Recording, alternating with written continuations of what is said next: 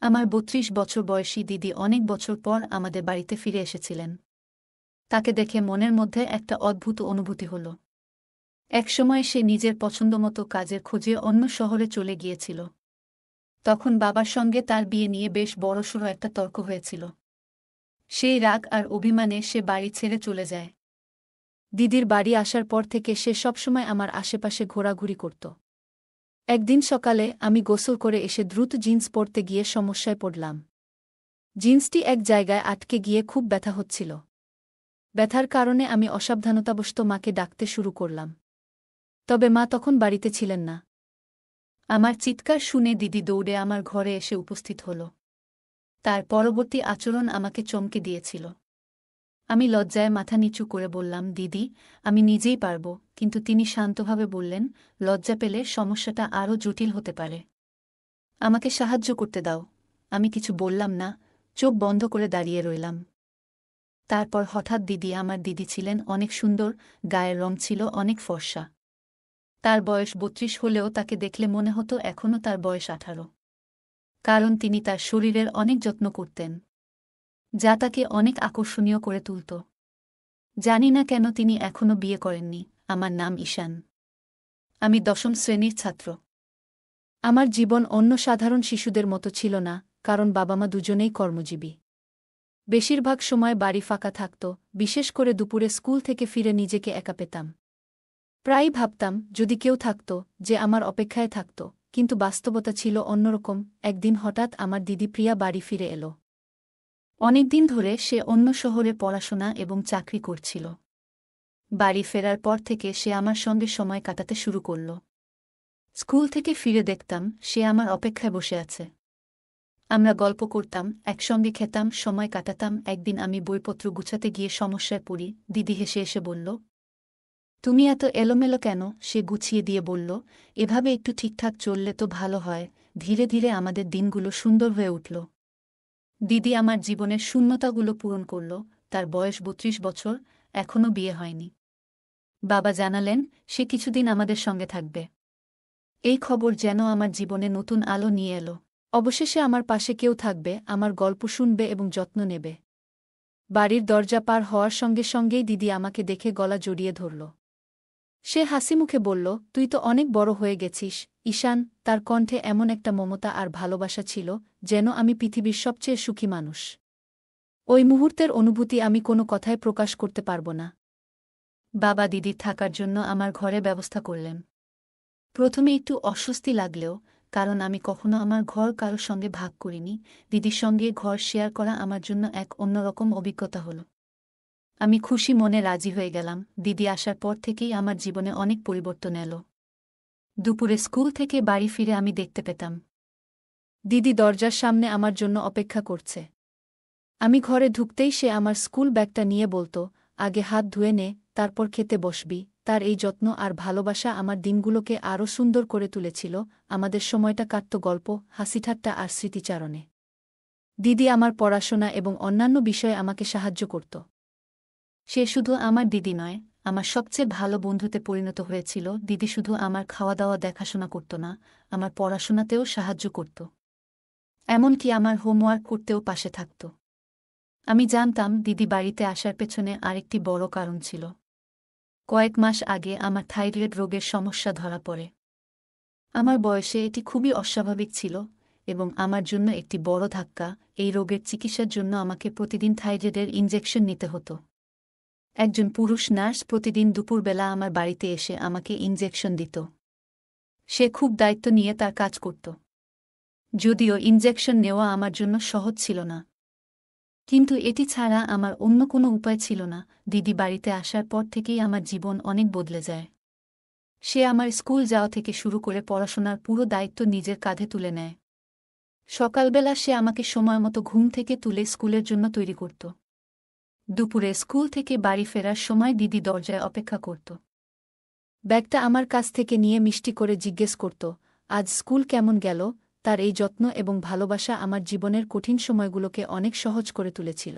দিদি শুধু আমার দিদি নয়, সে আমার জীবনের এক বিশাল শক্তি হয়ে উঠেছিল। সেদিন তার কথাগুলো শুনে আমার মনের ভার অনেকটা কমে গিয়েছিল। সাম্প্রতিক সময়ে আমার শরীরের অবস্থা আগের মতো ছিল না। থাইরয়েড সমস্যার কারণে আমি দ্রুত ক্লান্ত হয়ে যেতাম এবং মাঝে মাঝে দুর্বলতাও অনুভব করতাম। দিদি আমার এই অবস্থা দেখে খুব চিন্তিত হয়ে পড়েছিল। তিনি আমার খাওয়া দাওয়ার প্রতি বিশেষ যত্ন নিতে শুরু করেন। নিজের হাতে খাবার বানিয়ে বলতেন, ঈশান, তুই খুব তাড়াতাড়ি ভালো হয়ে উঠবি। এই সবই তোর স্বাস্থ্যের জন্য জরুরি। যখন পুরুষ নার্স এসে আমাকে ইনজেকশন দিত, তখন দিদি আমার পাশে বসে থাকত। তিনি আমার হাত ধরে বলতেন, ভয় পাবি না, এটা খুব অল্প সময়ের ব্যাপার। তার কথায় আমি অনেকটা সাহস পেতাম। দিদি অনেক দিন ধরে বাড়িতে ছিল এবং আমার স্কুলে যাওয়া থেকে শুরু করে পড়াশোনার সমস্ত দায়িত্ব তিনিই সামলাতেন। এক রাতে হঠাৎ ঘুম ভেঙে গেল। কেন এমন হলো বুঝতে পারছিলাম না। ঘরটা আধা অন্ধকার ছিল, কিন্তু আমার শরীরে কারো স্পর্শ অনুভব করলাম। প্রথমে ভেবেছিলাম হয়তো এটা ভুলবশত ঘটেছে। হয়তো ঘুমের মধ্যে দিদির হাত আমার দিকে চলে এসেছে। কিন্তু এই অনুভূতি আমাকে অস্বস্তিতে ফেলতে শুরু করল। আমি কিছুক্ষণ চুপচাপ শুয়ে ভাবতে থাকলাম, হয়তো আমি ভুল বুঝছি। দিদির এমন কাজ ভুলবশতই হয়েছে। তিনি তো আমার বড় বোন, যার প্রতি আমি পুরোপুরি বিশ্বাস করি। কিন্তু পরের দিন আবার একই ঘটনা ঘটল। এবার আমি সম্পূর্ণ জেগেছিলাম। দিদির আচরণ আমার কাছে অদ্ভুত লাগতে শুরু করল। তার এই স্পর্শ আর ভুল মনে হচ্ছিল না। আমার ভেতরে অস্বস্তি আরও বাড়তে লাগল। আমি তাকে এমন রূপে আগে কখনো দেখিনি। তিনি তো সেই মানুষ, যিনি আমার যত্ন নেন, পড়াশোনায় সাহায্য করেন এবং মায়ের মতো করে আমার পাশে থাকেন। সেই রাতে আমি কিছুই বলিনি, শুধু চুপচাপ শুয়েছিলাম। কিন্তু মনের ভেতর নানা চিন্তা ঘুরছিল। এমনটা কেন ঘটছে তা বুঝে উঠতে পারছিলাম না। 2 রাত ধরে ঘটে যাওয়া ঘটনাগুলো আমাকে ভীষণ অস্বস্তিতে ফেলেছিল। অবশেষে আমি ঠিক করলাম, আর চুপ করে থাকা যাবে না। এটা আমার জন্য খুব বড় বিষয় ছিল। আমি দিদির সঙ্গে কথা বলার সাহস সঞ্চয় করতে শুরু করলাম। তবে আমার মনের ভেতরে একটা ভয় কাজ করছিল, যদি আমার কথা বলার ফলে বাড়ির পরিবেশ খারাপ হয়ে যায়। কিন্তু আমি জানতাম এমন কিছু হলে তা ঠিক নয়। তাই এই বিষয়ে কথা বলা খুবই জরুরি। পরের দিন দুপুরে যখন স্কুল থেকে বাড়ি ফিরলাম, তখন রাতের ঘটনাগুলো আমার মাথায় ঘুরছিল। আমি খুব অস্থির ছিলাম। খাবার খেতে বসে আর নিজেকে আটকাতে পারলাম না। অবশেষে দিদির সঙ্গে কথা বলার সিদ্ধান্ত নিলাম। আমি সরাসরি বললাম, দিদি, গত 2 দিন ধরে রাতে ঘুমানোর সময় তুমি কেন আমার গায়ে হাত রাখছ? তোমার কি কোনো দুঃস্বপ্ন হচ্ছে? আমার প্রশ্ন শুনে দিদির মুখের ভাব মুহূর্তে বদলে গেল। তার চোখে মুখে একটা অদ্ভুত অস্থিরতা দেখা দিল, যা আমি স্পষ্টই বুঝতে পারছিলাম। মনে হচ্ছিল তিনি এই প্রশ্নের জন্য একদম প্রস্তুত ছিলেন না। কিছুক্ষণ পুরো ঘর নিস্তব্ধ হয়ে রইল। এরপর দিদি হালকা কাঁপা গলায় উত্তর দিলেন, হয়তো আমি কোনো স্বপ্ন দেখেছিলাম। স্বপ্নের মধ্যেই হয়তো ভুলবশত আমার হাত তোর গায়ে চলে গেছে। তার কণ্ঠে এক ধরনের দ্বিধা ছিল। তবে তার উত্তর শুনে আমি কিছুটা শান্ত হলাম। মনে হলো হয়তো আমি বাড়াবাড়ি করে কিছু ভেবেছি। দিদি তো আমার বড় বোন, যিনি আমার দেখাশোনার জন্য এখানে এসেছেন। আমি তার কথাগুলো বিশ্বাস করে নিলাম। ভাবলাম হয়তো এটা সত্যিই স্বপ্নের কারণে ঘটেছে, কিন্তু তার পরিবর্তিত মুখের অভিব্যক্তি এবং দ্বিধাগ্রস্ত উত্তর আমার মনে একটা প্রশ্ন রেখে গেল।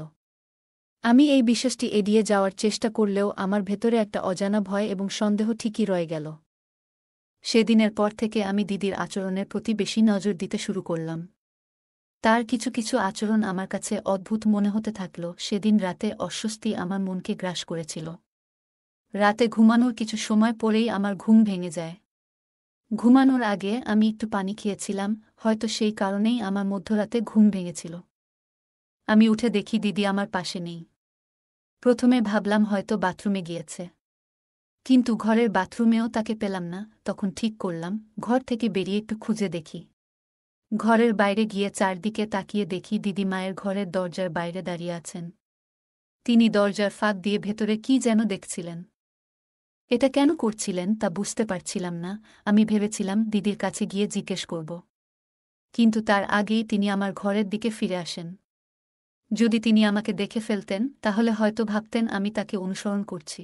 তাই তার ঘরে ফেরার আগে দ্রুত নিজের জায়গায় ফিরে এসে শুয়ে পড়লাম। কিছুক্ষণের মধ্যে দিদি ঘরে ফিরে এলেন এবং নিজের জায়গায় শুয়ে পড়লেন। কিন্তু তার সেই অদ্ভুত আচরণ আবার শুরু হল। তিনি আমার শরীর ছুঁতে লাগলেন। আমি বুঝতে পারছিলাম না দিদি কেন এমন অদ্ভুত আচরণ করছেন। তবে এটা নিশ্চিত বুঝতে পারলাম যে মায়ের ঘরে কি দেখার পরই তিনি এমন করেন। এখন আমার কৌতূহল আরও বেড়ে গিয়েছিল। পরের দিন দুপুরে বাড়িতে আমরা দুজনই ছিলাম। দিদি আমাকে পড়াশোনা শেখাচ্ছিলেন। তখন সুযোগ নিয়ে আমি সহজভাবে জিজ্ঞেস করলাম, দিদি তুমি এত সুন্দর, তবুও তোমার বিয়ে হয়নি কেন? দিদি মুচকি হেসে বললেন, আগে মনে হতো বিয়ে মানে অনেক দায়িত্ব এবং ঝামেলা, তাই এর থেকে দূরে থাকতাম। কিন্তু এখন মনে হচ্ছে বিয়ে করাটা দরকারি। তবে আমার বয়স যেহেতু একটু বেড়ে গেছে, তাই মনের মতো সঙ্গী পাওয়া কঠিন। তার এই কথার পর আমি আর কোনো প্রশ্ন করিনি। চুপচাপ পড়ায় মন দিলাম। কিছুক্ষণ পরেই এক নার্স বাড়িতে এলেন আমাকে ইনজেকশন দিতে। ইনজেকশন নিয়ে আমি কিছুক্ষণ বিশ্রাম নিতে শুয়ে পড়লাম। ঘুম থেকে ওঠার পর খুব ক্ষুধা অনুভব করলাম।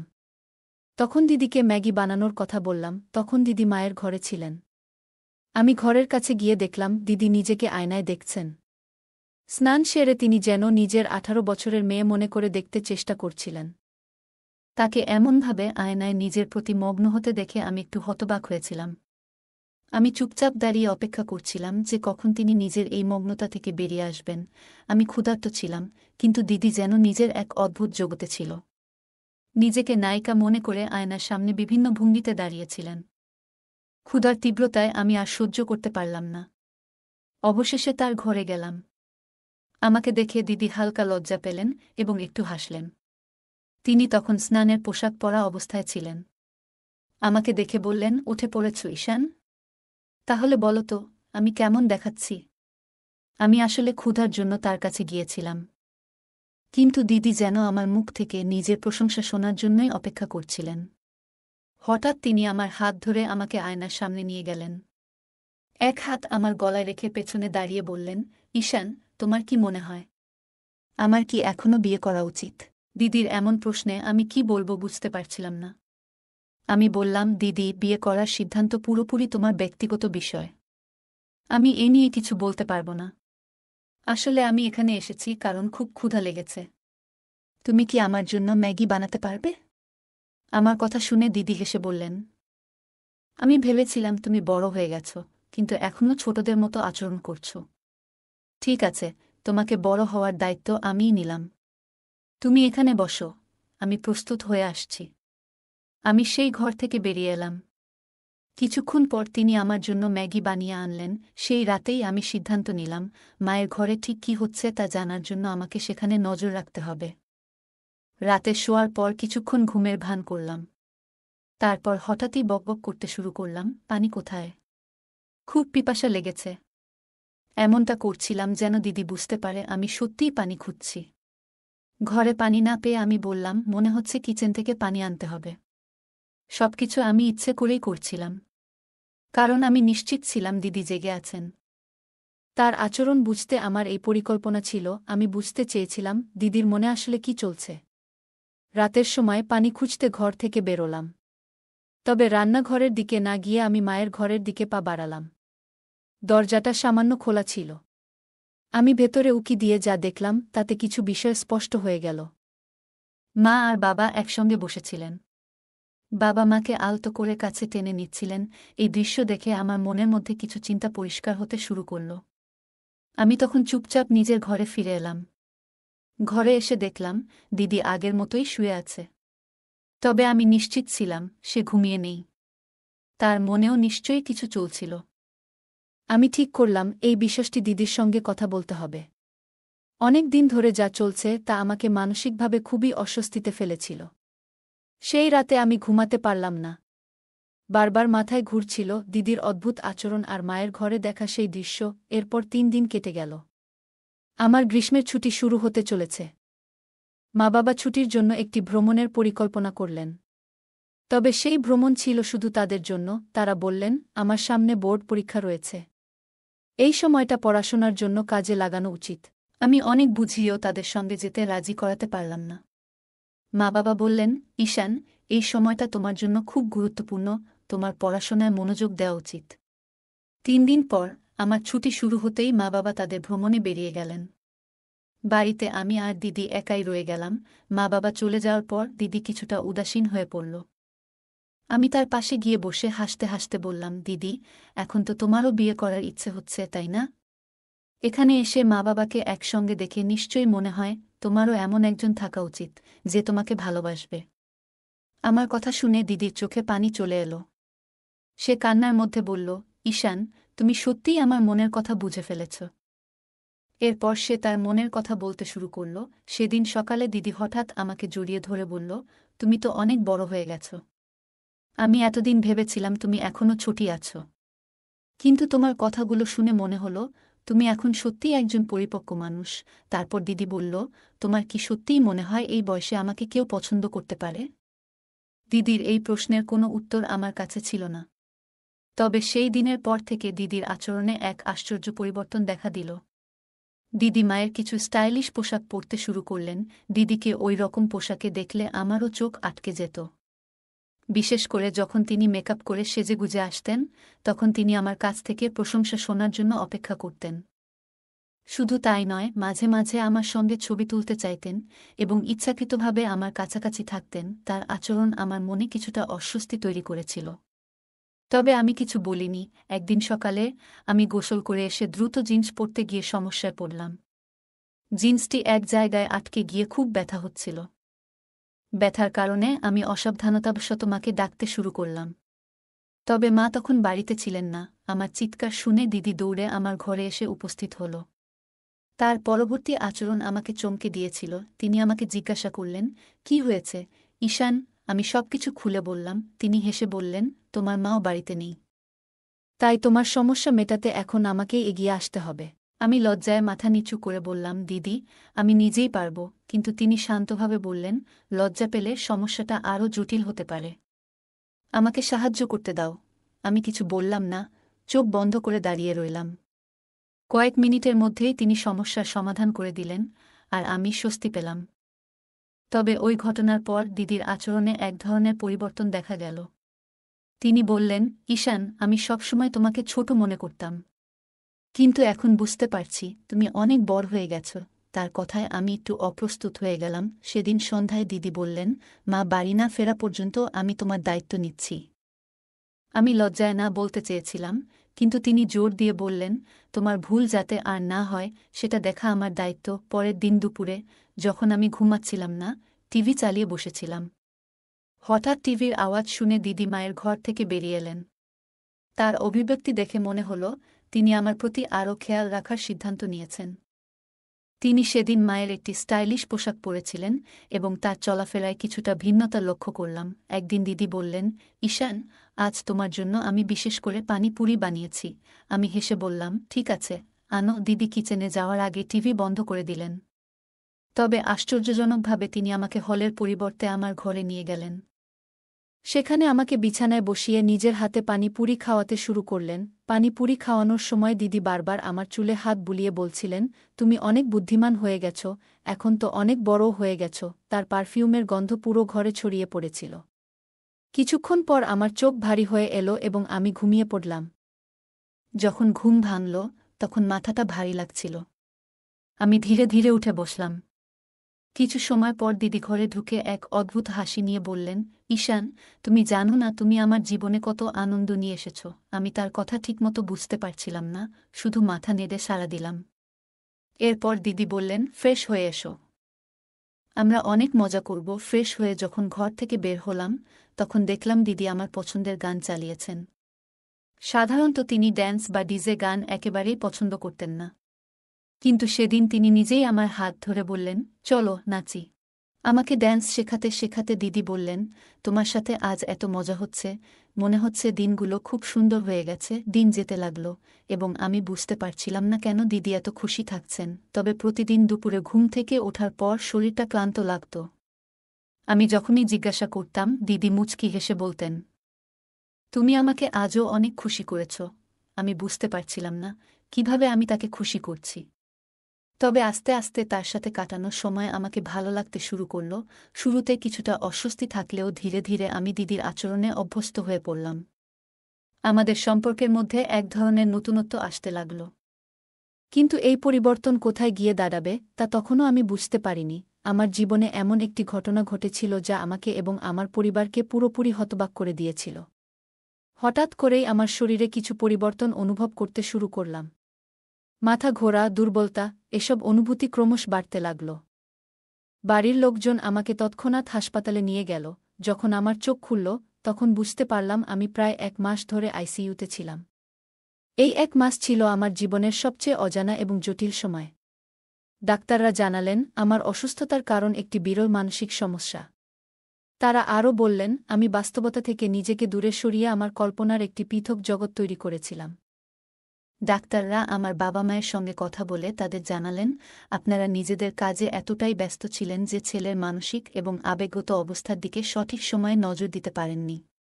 এটি তার অসুস্থতার প্রধান কারণ। তারা আরও জানালেন ছেলে একটি বিভ্রান্তিকর ধারণার মধ্যে আটকে গিয়েছিল। তার মনে হয়েছে ভালোবাসা কেবলমাত্র নির্দিষ্ট সম্পর্কের মধ্যেই সীমাবদ্ধ। তার বয়স এবং আবেগের পরিবর্তনের সময়ে সে সঠিক দিক নির্দেশনা পায়নি। এই কথাগুলো শোনার পর আমার মা-বাবা খুবই অনুশোচনা করলেন। তারা বুঝতে পারলেন যে আমার মানসিক স্বাস্থ্যের প্রতি তাদের আরও মনোযোগী হওয়া উচিত ছিল। পরবর্তীতে আমি আমার কল্পনার দুনিয়া থেকে বেরিয়ে বাস্তব জীবনে ফিরে আসার জন্য ধীরে ধীরে চেষ্টা করতে শুরু করলাম। আমার পরিবার আমাকে সঠিকভাবে সমর্থন করল এবং একসময় আমি আবার স্বাভাবিক জীবনে ফিরে আসতে সক্ষম হলাম। সে আমাকে খুবই প্রভাবিত করেছিল। যখন আমি তাকে এবং তার ভালোবাসার মানুষকে একসাথে দেখতাম, তখন মনে হতো যেন আমি তাদের জীবনযাত্রার অংশ হয়ে গিয়েছি। এসব দেখে আমার মনের সম্পর্কে এবং ভালোবাসা নিয়ে ভুল ধারণা তৈরি হতে শুরু করেছিল। এরপর আমি আমার মোবাইল ফোনে অপ্রয়োজনীয় এবং ভুল বিষয় দেখতে শুরু করলাম, যা ধীরে ধীরে আমাকে ভুল পথে নিয়ে যাচ্ছিল। এর প্রভাব আমার শরীর এবং মানসিক অবস্থার ওপর পড়তে শুরু করল। দিন দিন আমি আরও বেশি দুর্বল হতে লাগলাম। মাথা ঘোরা, ক্লান্তি, এসব অনুভূতি আমাকে ক্রমশ কাবু করে ফেলছিল। একসময় আমার অবস্থার গুরুতর অবনতি হলে বাড়ির লোকেরা আমাকে হাসপাতালে ভর্তি করিয়ে দিল। ডাক্তাররা পরীক্ষা নিরীক্ষা করে জানালেন আমার শারীরিক এবং মানসিক অবস্থার এই অবনতির জন্য আমার পরিবারও কিছুটা দায়ী। তারা সময়মতো আমার মানসিক অবস্থার প্রতি মনোযোগ দেয়নি। ডাক্তারদের কথাগুলো শুনে আমার মা-বাবা খুবই ভেঙে পড়লেন। তারা বুঝতে পারলেন আমি কতটা সমস্যায় ছিলাম। সেই সময় আমার বড় বোনও সেখানে উপস্থিত ছিল। ডাক্তারের কথাগুলো শোনার সময় তার চোখে একটি ভিন্ন ধরনের অনুভূতির ছাপ ছিল। পরবর্তীতে যখন আমি আইসিইউ থেকে বাইরে এলাম, তখন আমার দিদির গলায় একটি নতুন হাড় দেখতে পেলাম। তখনই আমি বুঝতে পারলাম আমার অসুস্থতার সময় মায়-বাবার উদ্যোগে দিদির বিয়ে সম্পন্ন হয়েছে। এটি আমার জন্য একদম অপ্রত্যাশিত ছিল। এটি জানার পর আমার মনের মধ্যে মিশ্র অনুভূতি তৈরি হল। আমি বুঝতে পারছিলাম না আমার মনের এই অনুভূতিগুলো ঠিক কিনা। এটি ছিল এমন একটি মুহূর্ত যেখানে আমি বাস্তবতা এবং নিজের আবেগের মধ্যে পার্থক্য করতে শিখছিলাম। আমার অনুভূতি এবং চিন্তাগুলো বোঝার প্রয়োজন ছিল। আমার অবস্থার দিকে তাকিয়ে দিদি আমার কাছে ক্ষমা চেয়েছিল। উনি বলেছিলেন, ঈশান, আমি তোমার যত্ন নিতে এসেছিলাম, কিন্তু আমি নিজেই আমার দুনিয়ায় হারিয়ে গিয়েছিলাম। তোমার মতো আমিও একা হয়ে পড়েছিলাম।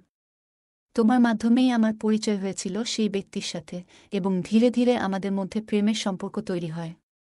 আমি আমার জীবন নিয়ে এতটাই ব্যস্ত হয়ে গিয়েছিলাম যে কখনো তোমার দিকে মনোযোগ দিইনি। এটা আমারও ভুল ছিল। দিদির কথাগুলো আমাকে গভীরভাবে ছুঁয়ে গিয়েছিল, কিন্তু আমি কোনো উত্তর দিতে পারিনি। কারণ সেই সময় আমি কথা বলার অবস্থায় ছিলাম না। আমি নিজেও বুঝতে পারছিলাম না যে আমার সাথে কী ঘটছে। আমার মানসিক অবস্থার কারণ সম্পর্কে আমার কোনো ধারণা ছিল না।